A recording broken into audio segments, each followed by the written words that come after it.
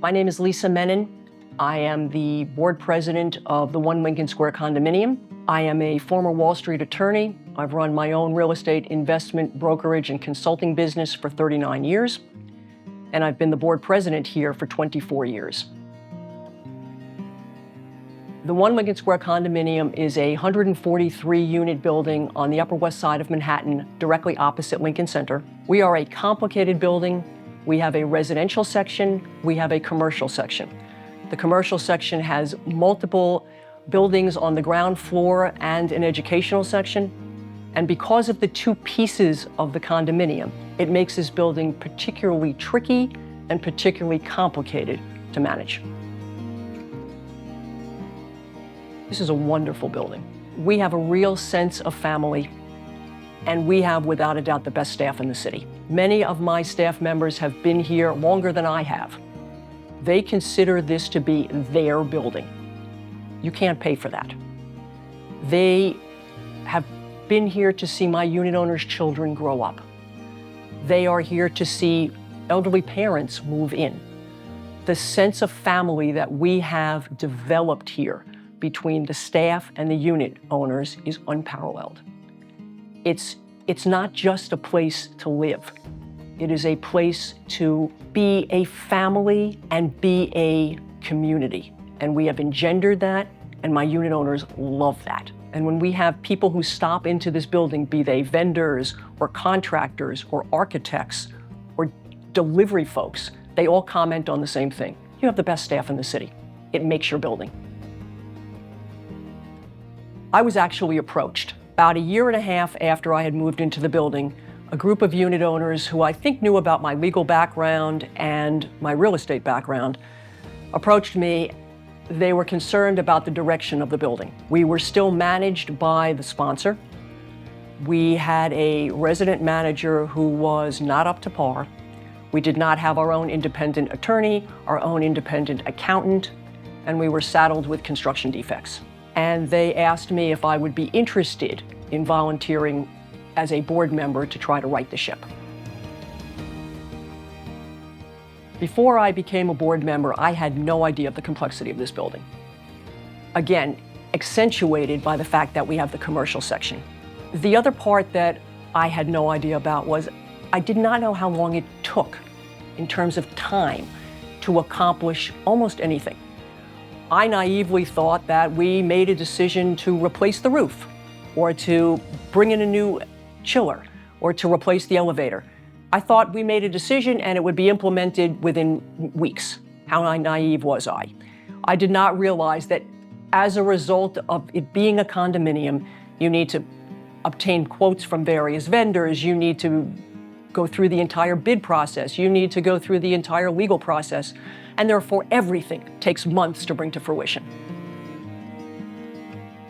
My philosophy of condominium management is that the board is an active participant in the building. When I started here, I made it very clear that the resident manager, the managing agent, and the board would all have a tremendous amount of impact on each of the decisions in the building. This is our home.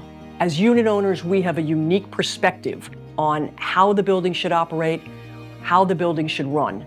And I think that by the board contributing in that manner, in as deeply a manner as we do, I think that is the most rewarding part. You get to see and you get to have impact on each of the systems in the building and on decisions that affect all of the unit owners' lives.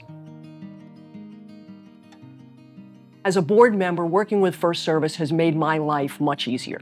They understand the gravity of the situation. They are always available. I have a long-standing relationship with our managing agent. I have been able to call him at all hours of the night. He may be on vacation. I always get a response. But more importantly, I am not recreating the wheel. They manage so many buildings in Manhattan that if I have an issue, they have undoubtedly dealt with it someplace else. If I need to change a system, if I need, for example, to replace my elevator or my chillers, or I have a staff member issue, they've dealt with it someplace else successfully. They're coming to us with concrete solutions that enable us to act quickly and enable us to solve problems that hopefully will come to a successful resolution. FirstService has been able to bring to us various aspects of their company. We were able to use FirstService Energy, for example, to deal with the Local Law 97 issues in Manhattan. When we were replacing our chillers and we were replacing our hallways, we engaged FirstService Project Management to lead us in both of those endeavors so that we didn't make a critical mistake.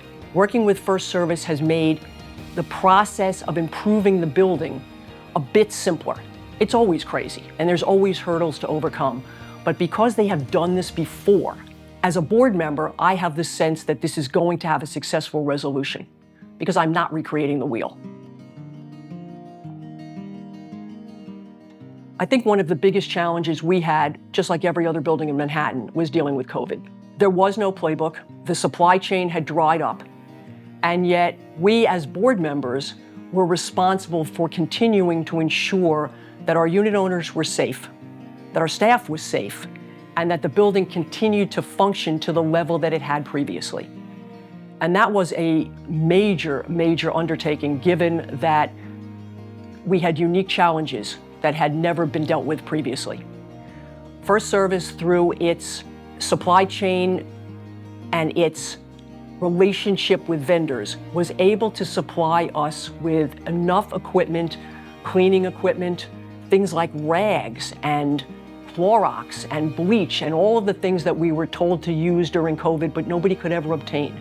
They were able to obtain all of that for us. They were able to help us navigate our staff issues where various staff members were becoming ill and could not come to work. But we still had the challenges of dealing with the mundane issues of taking out the garbage and making sure that the safety of the building was maintained and that our unit owners were kept safe.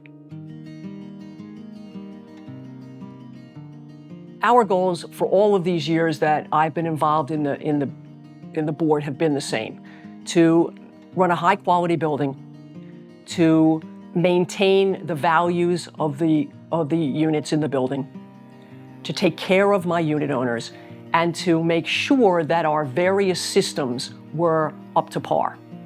And FirstService has been integral in that, in each one of those departments. In terms of maintaining the systems, when we reached and shot through our useful life, they were able to bring us vendors who were able to replace those systems while keeping costs in line. They know how to do this. They have done it before. It takes a burden off me as a board member because I no longer have to worry, is this the right thing to do? Am I doing something that is injurious to my building? They have done this before. They know how to do it, and they have been very helpful working with us as a team to effectuate the kind of results that we need to keep the building as high quality a luxury building as it is. Condominium management, in my view, is a balancing act between service and costs. It all depends what the level of service is that you want to provide to your unit owners and the cost that's going to be incurred to get you to provide that level of service. There are buildings that can skirt by with a skeleton crew, and their costs are much lower. There are other buildings where the unit owners really want a higher level of service. We are one of them. And my unit owners appreciate having a staff that sees to their needs, takes care of them. That costs money. And it's especially in an era where payroll is going up. As a board member, now and in the future, it's always a question of what level of service do you want to provide? And what level of service are your unit owners willing both to pay for and to demand? And I think going into the future, it's twofold. You need to maintain your building as it ages and make a decision amongst your board and your unit owners exactly what level of service you want to provide, because they're going to pay for it.